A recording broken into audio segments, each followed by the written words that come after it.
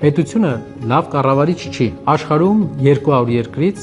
2 երկիր են ընդհանրեն ազգայնացրել էլեկտրական ցանցերը, ունենք փոխնախարարի հաստիկ ու չունենք փոխնախարար։ Եթե դուք տեսնում եք վթար, շատ մեծ քանակի բնակչություն է անջատվում, դա չի կարող լինել հեծը։ Ունենք սխալ։ Բոլոր ենթակառուցվածքային ընկերությունները իրենց ծառայությունների գները բարձրացրել են։ Մենք համարյա թե նույն սանդղակի վրա ենք, սկսեցինք ներդրումներ անել տարին $100 միլիոն։ Պետությունը ասել է կրճատեք, մենք չենք կրճատել, տարին $3-4 միլիոն մեր գրպանից այդ աշխատանքները մարդկանց տալիս ենք։ Մենք կարանք չէ գուշակենք ինչա լինելու հետո։ Էլեկտրական ցանցեր։ Ինչ է կատարվում, երբ մենք միացնում ենք լույսը եւ ինչպես է լույսը հասնում մեր տներ։ Ես Նարեկ Կարապետյանն եմ, Հայաստանի էլեկտրական ցանցերի տնօրենների խորհրդի նախագահն եւ կուզենայի ձեզ ներկայացնեի, թե ինչպես է աշխատում համակարգը եւ ինչպես եք դուք օգտվում դրանից։ Առաջինը պատմենք, թե ինչպես է առաջացել Հայաստանի ընդհանրապես էներգոհամակարգը։ Սովետական միության ժամանակ հարավկովկասյան 3 երկրները ստեղծել են իրենց համակարգերը, Վրաստանը ուներ ջրային ռեսուրսներ, այդ իսկ պատճառով այնտեղ ստեղծվեցին մեծ հիդրոէլեկտրակայաններ, ինչպես Ինգուրի հեկն է եւ մի շարք այլ հեկեր։ Այդ պատճառով Վրաստանում ավելի տարվա մեջ 4-5 ամիս շատ էժան էլեկտրականություն կա։ Ադրբեջանը ունի գազ եւ նավթ, եւ գազը վառելով նրանք կարող են ջերմաէլեկտրակայանի միջոցով ստանան էժան էլեկտրաէներգիա։ Իսկ Հայաստանը այդ ժամանակ չուներ ոչ մեծ գետեր եւ ոչ էլ գազ, այդ իսկ պատճառով որոշում կայացվեց, որ ստեղծվի Հայաստանում ատոմային կայան, որպեսզի ատոմային կայանը կոմպենսացնի այն հոսանքի պահանջը, որը մեր երկիրը ունենալու է էլեկտրաէներգիա սպառելու համար։ Հայաստանը միակ երկիրն է տարածաշրջանում այս պայդրությամբ, որ ունի ատոմային կայան։ Ատոմային կայան կառուցվում է Պարսկաստանում Բուշեհրում, որը չի ավարտվել, Թուրքիայում Ակկույու կայանը, որը չի ավարտվել, չկա Ադրբեջանում եւ չկա Վրաստանում։ Դա հայկական ընդհանուր էներգետիկայի հիմնական հիմքն է, որի վրա արդեն կառուցվում են էներգետիկ մյուս ենթակառուցվածքները։ Ներկայացնեմ ինչպես է համակարգը աշխատում եւ ինչի համար է պատասխանատու բարձրալուծ ցանցը, ինչի համար է պատասխանատու Հայաստանի էլեկտրական ցանցը։ Երբ դուք միացնում եք լամպը, մի ամբողջ համակարգ է սկսում աշխատել ու այդ համակարգի աշխատանքի արդյունքն է ձեր վառվող լամպը։ Առաջինը, օրինակ ատոմակայանը սկսում է էլեկտրականություն արտադրել, տալ պետական բարձրավոլտ ցանցերին, բարձրավոլտ ցանցերը հասցնում են էլեկտրականությունը ատոմակայանից մինչև ձեր քաղաք, ձեր քաղաքում բարձրավոլտ ցանցը տալիս է Հայաստանի էլեկտրական ցանցերին։ Ուզում եմ ուշադրություն դարձնենք, բարձրավոլտ ցանցը պետական է, այսինքն արտադրում է պետական ատոմակայանը, հասցնում է մինչև ձեր քաղաք պետական բարձրավոլտ ցանցերը, իսկ քաղաքում մատակարարումը կազմակերպում է Հայաստանի էլեկտրական ցանցերը։ Եթե դուք տեսնում եք վթար, օրինակ մի քանի օր առաջ եղած վթարը, որ շատ մեծ քանակի բնակչություն է անջատվում, ասենք 3 թաղ Երևանի 3 վարչական շրջան, դա չի կարող լինել հեծը։ Որովհետև հեծը սնուցում է, հեծի ենթական է, փոքր ենթական է, սնուցում են թաղերը։ Մեծ վթարները հիմնականում դրանք պետական բարձրավոլտի վթարներն են։ Նույնը տեղի ունեցավ մայիսին, նույնը տեղի ունեցավ մի քանի օր առաջ։ Կուզենայի մեր ժողովուրդը, գիտեմ, որ շատ դժվար է տարբերելը, բայց եթե ձեր ամբողջ շրջանում խնդիր կա, ուրեմն բարձրավոլտն է։ Եթե ձեր մի քանի շենքում է խնդիրը, ուրեմն Հայաստանի էլեկտրական ցանցերն է։ Եթե դուք ապրում եք սեփական տանը, ամենայն հավանականությամբ բետոնյա սյուներով կամ փայտե սյուներով կարող եք տեսնել էլեկտրական գծերը ձեր տուն եկող։ Եթե դուք ապրում եք շենքերում, դուք հնարավոր է չտեսնեք այդ գծերը, քանի որ Երևանի կենտրոնում ու շատ տեղեր էլեկտրականությունը գալիս է հողի տակով, այսինքն այն լարերը, որ մենք փողոցում տեսնում ենք, դա հեծի լարերը չեն Երևանի կենտրոնում, ինչքան էլ դա տարօրինակ հնչի, դա ինտերնետային լարերն են, իսկ հեծի լարերը բոլորը հողի տակ է։ Տաշիր խմբի հեծը գնելուց հետո, Էլեկտրիկ Երևանից հետո, ինչ փոփոխություններ են տեղի ունեցել Հայաստանի էլեկտրական ցանցերում, կուզենայի ձեռքբերումներ ներկայացնել մեր հասարակությանը, որպեսզի հասկանանք, թե ինչի վրա է ծախսվել $100 միլիոն եւ այսքան տարիների աշխատանքը։ Առաջինը, եթե դուք հիշում եք, ձեր տներում էլեկտրականության գումարը երբ որ չէր վճարվում կամ խնդիր էր լինում, գալիս էր տեսուչը, անջատում, միացնում էր, խոսակցություն, խնդիրներ, Այս պահին այդպիսի խնդիր չկա։ Հայաստանում ամենամեծ թվային համակարգը, որ այս պահին գործում է, դա էլեկտրաէներգիայի հաշվիչների համակարգն է, որ 800,000 մարդ միացրած է այդ համակարգին on-line ռեժիմով, որ անկախ մարդու ֆակտորից մարդը ուզենա անջատի, չուզենա անջատի, նույն ժամին անջատվում են, նույն ժամին միանում են ու դա օգնել է գողությունների դեմ շատ մեծ պայքար մղել։ Այս պայծրությամբ մենք կարող ենք տեսնել ու յուրաքանչյուր բաժանորդ կարող է տեսնել, թե ինքը ինչ սպառում ունի։ Այն մարդիկ, ովքեր չէին վճարում էլեկտրականության համար, սկսեցին վճարել, քանի որ ավտոմատ համակարգը անջատում էր այն մարդկանց, ով չէր վճարում։ Սա ունեցավ դրական էֆեկտ։ Այն մարդիկ, ովքեր վճարում էին, էլ ստիպված չեղան վճարել նաև այն մարդկանց համար, ովքեր չէր վճարում։ Եվ մենք կարողացանք, եւս մեկ անգամ ուզում եմ նշել, $40 միլիոն տարեկան խնայել մարդկանց միջոցները եւ վերադարձնել այդ գումարը համակարգին, վճարել ատոմականին, վճարել Երևանի ջեկին, որպիսի էլեկտրաէներգիայի գինը չբարձրանա։ Եթե մենք սա չանեինք վերջի 8-9 տարվա ընթացքում, $40 միլիոն ավել պետքա ժողովուրդը գումար հավաքեր, որպիսի վճարեր լույսի փողը։ Տաշիր ընկերությունների խմբի այս քաղաքականության արդյունքում այսպիսի մեծ ազդեցություն թողեց սակագնի վրա։ Կուզենայի նշեմ, որ բոլոր ենթակառուցվածքային ընկերությունները համարյա երկրում այս նույն ժամանակահատվածում իրենց ծառայությունների գները բարձրացրել են։ Օրինակ Հայփոստը պետականացնելուց հետո ընդհանրապես վերջի 10 տարվա ընթացքում համարյա 2 անգամ բարձրացրել է իր սակագները։ Վիոլա ջուրը վերջի 5-6 տարվա ընթացքում բարձրացրել է 10%-ով։ Բարձրավոլտը, ինչպես նշեցինք, բարձրացրել է 80%-ով։ Մեր դեպքում մենք համարյա թե նույն սանդղակի վրա ենք, չնայած որ կան այսպիսի թանկացումներ։ Դա արդյունք էր մի քանի բաների. առաջինը ավտոմատիզացիայի, երկրորդը գողությունների կրճատման, կադրային քաղաքականության ու օպտիմիզացիաների արդյունքում մենք կարողացանք պահել սակագինը նաև ու չունենալ սակագնային աճ, իսկ այն մարդիկ, ովքեր ստիպված եղան ընկերության հետ բաժանվել, մի քանի ամիս, մարդիկ կային տարիներով Տաշիր բարեգործական հիմնադրամից ստանում էին իրենց աշխատավարձը, որպիսի կարողանան ժամանակ ունենան ուրիշ տեղ աշխատանքի անցնելու։ Ձեզ կներկայացնեն թվերը, թե ինչքան գումար է ստացվել։ Բացի դրանից, Տաշիր ընկերությունների խումբը վերջի 10 տարվա ընթացքում մոտավորապես $30 միլիոն վճարել է այն աշխատակիցների համար, ում համար որ պետությունը սակագնից գումար չի տվել։ Այսինքն մենք $30 միլիոն 10 տարվա ընթացքում գումար ենք վճարել, աշխատավարձներ ենք տվել հեծի աշխատակազմին, պետությունը ասել է կրճատեք, մենք չենք կրճատել ու մոտավորապես տարին $3-4 միլիոն մեր գրպանից այդ աշխատավարձները մարդկանց տալիս ենք։ Ինչպես տեղի ունեցավ Հայաստան էլեկտրական ցանցերի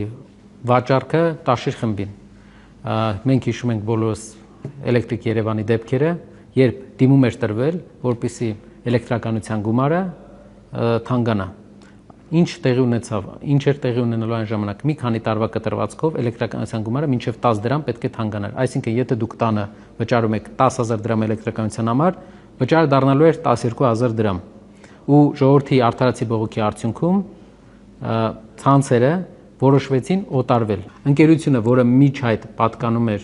RAO ES-ին, ուներ $80 միլիոն ճեղքվածք եւ մնացել էր ընդամենը 90 օր սնանկության։ Այդ ժամանակ չէր գտնվում ընկերություն, որը ցանկություն էր հայտնելու առնել էլեկտրական ցանցերը։ Ու երկրի ղեկավարությունը օֆիցիալ դիմեց Սամվել Կարապետյանին, Տաշիր ընկերությունների խմբի ղեկավարին, որպեսզի նա գնի ցանցերը եւ փորձի ուղղել իրավիճակը, քանի որ ընկերությունը ուներ երկու մեծ խնդիր։ Առաջի խնդիրը նա գտնում էր սնանկության եզրին եւ ընդամենը 90 օր էր մնացել սնանկության։ Երկրորդ խնդիրը համակարգը ուներ մեծ կորուստներ, ու այդ կորուստների հաղթահարումը անհնար էր օտար ներդրողների միջոցով։ Օտար ներդրողների համար մեր երկիրը միշտ դժվար է եղել, քանի որ մեր մենտալիտետի հետ աշխատանքը ցանկալի է միշտ որ հայը աշխատի։ Դա հաջողության գաղտնիքներից մեկն է, թե ինչի համար Տաշիր ընկերությունների խումբը հնարավորություն ունեցավ համակարգում այսպիսի փոփոխություններ անել։ Ես հիշում եմ գնելու ժամանակ շատ են խոսակցությունները, որ սա երկարաժամկետ պրոբլեմատիկ ակտիվ է եւ Տաշիր բարեգործականը ստիպված է լինելու տասնամյակներ սուբսիդավորել Հայաստանի էլեկտրական ցանցերը։ Ներկայ եմ եղել այդ խոսակցություններին, բայց հետագայում մեր աշխատանքի արդյունքում մենք եկանք ուրիշ ձեռքբերումներ ունեցանք ու մեզ համար ուրիշ նորություններ ի հայտ եկան։ Առաջին նորությունը այն էր, որ մեր երկրում բավական շատ մարդ կար, ով չէր վճարում էլեկտրականության համար։ Երկրորդ նորությունը այն էր, որ մեր երկրում կային խնդիրներ տեխնիկական, որը ներդրման եւ տեխնոլոգիաների միջոցով կարող էինք հեշտ լուծել եւ լուծել մեծ կորուստների հարցերը։ Իսկ երրորդը նա էր, որ ոչ մի մեծ ընկերություն առանց մեծ ընկերության հնարավոր չէր բանկերից ներգրավել միջոցներ, որպեսզի ընկերության հիմ պարտքերը փակել։ Ինչ արեց Տաշիր խումբը, առաջինը իր երաշխավորությամբ ներգրավեց միջոցներ եւ սկսեց փակել հին վարկերը։ Սա հեծը եթե լիներ միայնակ, չէր կարողանա դա անել եւ կգնար սնանկության ճանապարհով։ Տաշիր խումբը կարողացավ այդ ֆինանսավորումը ապահովել իր երաշխավորությամբ, որից հետո բավական մեծ ճնշում իջավ ընկերության վրայից, այսինքն վարկերի գումարները ընկերությունը սկսեց ինչ-որ ժամանակ չվճարել։ Այդ ժամանակը մենք օգտագործեցինք կորուստների նվազեցման, մեր հայրենակիցների հանրության հետ սկսեցինք աշխատել, որ բոլորը պետք է վճարեն։ Տեղի ունեցավ դրական էֆեկտ, մարդիկ տեսնում էին, որ եթե հարևանդ վճարում է, մարդիկ էլ են սկսում վճարել, այսինքն մենք չունեցանք որևէ պրոբլեմատիկ դեպք, բացի մի քանի սիտուատիվ իրավիճակներից, որ մեր հայրենակիցները բոլորը մասսական սկսեցին վճարել։ Դրա արդյունքում մի քանի տարվա մեջ Հայաստանի էլեկտրական ցանցերը ամենամեծ մինուս ունեցող ընկերությունից երկրի դարձան շահութաբեր։ Բայց դա բավարար չէր։ Մենք տարիների ընթացքում սկսեցինք ներդրումներ անել տարին $100 միլիոն ընկերության մեջ, որպեսզի հին այս ենթակայանները, գծերը փոփոխենք։ Կան քաղաքներ, կան գյուղեր, որոնց էլեկտրական համակարգը մենք մեծի մասամբ փոխել ենք։ Բայց մի հատ մեծ խնդիր ենք բաց թողել։ Այն է, մենք չենք կարողացել կանխատեսել, որ վերջի տարիների իրադարձությունների արդյունքում 100,000 մարդ տեղափոխվելու է Հայաստան մեկ շաբաթում, 80,000 մարդ տեղափոխվելու է Հայաստան ռուս-ուկրաինական պատերազմի պատճառով եւ դրանից հետո 5 տարվա ընթացքում, վերջի 5 տարվա, օրինակ Երևանի կենտրոնում սպառումը բարձրացել է 2 անգամ։ Դա բերել է մալուխային ցանցերի խնդրահարույց վթարներին, որը մենք ականատես ենք լինում ամեն օր։ Ինչպիսի լուծումներ մենք սկսեցինք աշխատել եւ գտնել։ Առաջինը, ամենամեծ խնդիրը, որ մենք ունեցանք ու մեծ սխալը, որ գործեցինք, դա նա էր, որ մենք ուշ հասկացանք, որ սպառումը շատ ակտիվ տեմպով որոշ շրջաններում աճում է։ Դա շինթույլտվությունների արդյունքն էր եւ դա մեր արցախահայերի եւ ռուս-ուկրաինական պատերազմի հետևանքով Հայաստան տեղափոխված տնային տնտեսությունների սպառման աճի արդյունքն էր։ Մեկ տարուկես ուշացնելուց հետո մենք հասկացանք խնդիրը եւ սկսեցինք զբաղվել նոր համակարգերի ներդրմամբ, այսինքն նոր կաբելային ցանցի կառավարմամբ եւ ստեղծմամբ։ Այս պայն դուք Երևանի բնակիչները կենտրոնի կարող են տեսնել դեղին գույնի ցանկապատերով աշխատանքները, որ աշխատանքներն իրականացնում, դա մալուխային գծերի փոփոխությունն է, որի արդյունքում հետագա տարիներում մենք պլանավորում ենք ունենալ լավ կայուն էներգետիկ համակարգ Երևանի կենտրոնում։ Նույնը անելու ենք եկող տարի Արաբկիրում, նույնը անելու ենք մյուս շրջաններում։ Ինչ է տեղի ունենալու մարզերում։ Մարզերում ընդհանուր առմամբ մենք ունենք 8000 կիլոմետր մալուխային օդային գծեր։ Դրանք կառուցվել են սովետական ժամանակ եւ դա մեկ օրում դու չես կարող կարգավորես բարձրավոլտ գծեր, բարձրավոլտ միջին վոլտաժ է։ Մենք սկսել ենք այս տարի մոտ 1500 կիլոմետրի վրա աշխատանքներ, եթե 2 տարի այս տեմպով շարունակենք, նույն տեմպով, նույն ակտիվությամբ, ես կարծում եմ, որ մեծ դրական էֆեկտ կունենա դա եւ մարզերում անջատումների հարցը կլուծվի։ բայց ամենակարևորը, որ մենք հասկանանք, եթե մենք չունենայինք միջոցներ, եթե մենք չաշխատեինք կորուստների վրա, էֆեկտիվության աճի վրա, մենք երբեք միջոցներ չէինք կարողանա ներգրավենք, որպեսզի անջատումների դեմ պայքարենք։ Հիմա փառքասու արդեն ունենք անջատումների համար միջոցներ։ Ունենք սխալ։ 1 տարի մենք ուշացրել ենք անջատումների նոր քաղաքականության մշակմանը։ Այդ իսկ պատճառով վերջի կես տարին ես նշանակվել եմ, որպեսզի անձամբ կառավարեմ այդ խնդիրը եւ փորձեմ լուծումներ տալ արագ անջատումների նվազման։ Ունենք դրական էֆեկտ, որոշ ամիսներ շատ մեծ դրական էֆեկտ ունենք։ Մենք նշել ենք մի անգամ, որ այս ամիս, հունիս ամիսը, մենք ունենք համարյա 35-ից 40% ավելի քիչ վթար, քան նախորդ տարվա նույն ամիսը։ Բայց դա լավ ցուցանիշ չէ։ Ինչու՞։ Որովհետեւ եղանակային պայմանները կայուն պայմաններ են, մենք պետք է պատրաստ լինենք ավելի վատ սցենարների։ Այս աշխատանքի տեմպով Հայաստանի էլեկտրական ցանցերը կհասնի ավելի կայուն էներգամատակարարման հարցի լուծման։ Պետությունը լավ կառավարիչ չի։ Դիտարկենք երկրները, որոնք ունեն մեծ կորուստ։ Օրինակ Ադրբեջանը։ Ադրբեջանում կա պետական էլեկտրական ցանցեր։ Ադրբեջանի էլեկտրական ցանցերի կորուստը Հայաստանի էլեկտրական ցանցերի 2012 թվականի կորուստի չափ է։ Այսինքն շատ բարձր է։ Իրանում կա պետական էլեկտրական ցանցեր, կորուստները շատ բարձր են։ Որտեղ որ մասնավոր է, օրինակ Վրաստանը ունի Թելասի, Ամերիկայում շատ կան, Եվրոպայում համարյա բոլոր երկրներում այդ խնդիրը նույն ձև լուծված է, ռեգիոնալ մենք ունենք մասնավոր ցանցեր։ Սակագինը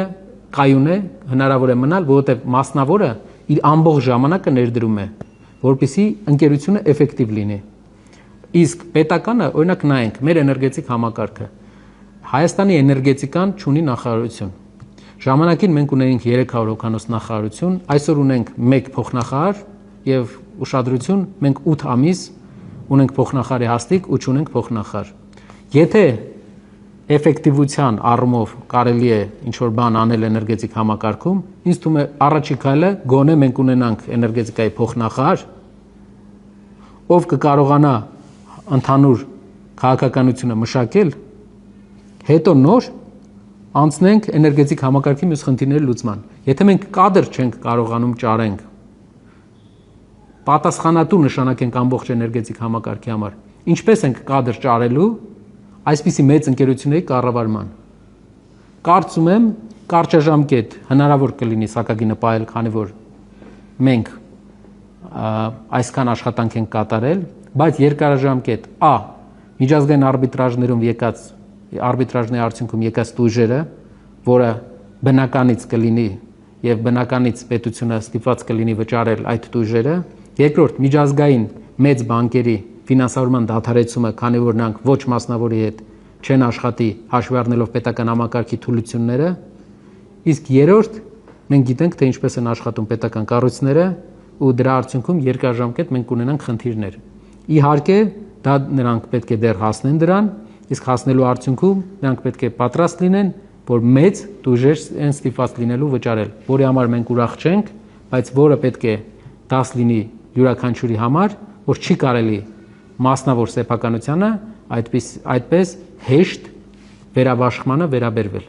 Ինչ է սակագինը, այսինքն ինչի համար եք դուք վճարում էլեկտրաէներգիա սպառելու դիմաց։ Սակագինը դա գինն է, որ պետությունը որոշում է, թե ինչ գնով պետք է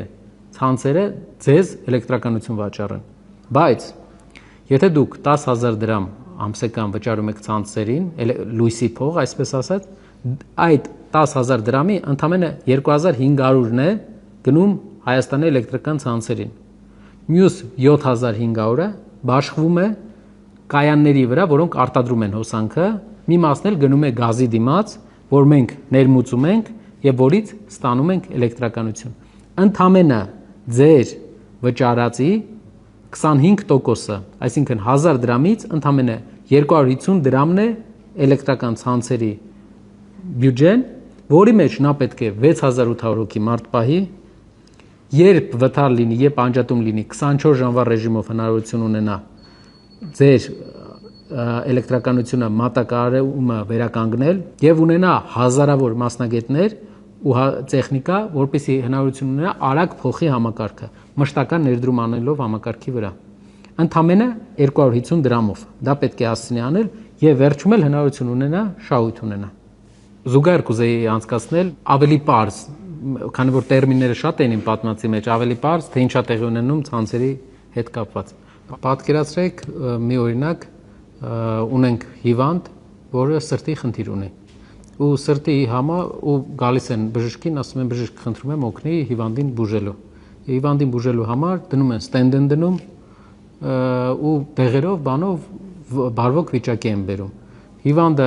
էլի առողջ է, բայց ունի նաև ինչ որ ուրիշ, այսինքն ֆիզիկական աշխատանքների անելու համար մեկ-մեկ ինչ որ սահմանափակումներ։ Որ ժամանակ անցնում, գալիս են, ասում են եկեք այդ սրտի դրած ստենդը հանենք, մեկը լավ է աշխատելու ինքը, արդեն սիրտը լավացել է, ու այդ հիվանդը արդեն սկսի ապրել։ Մենք կարանք չէ գուշակենք ինչա լինելու հետո։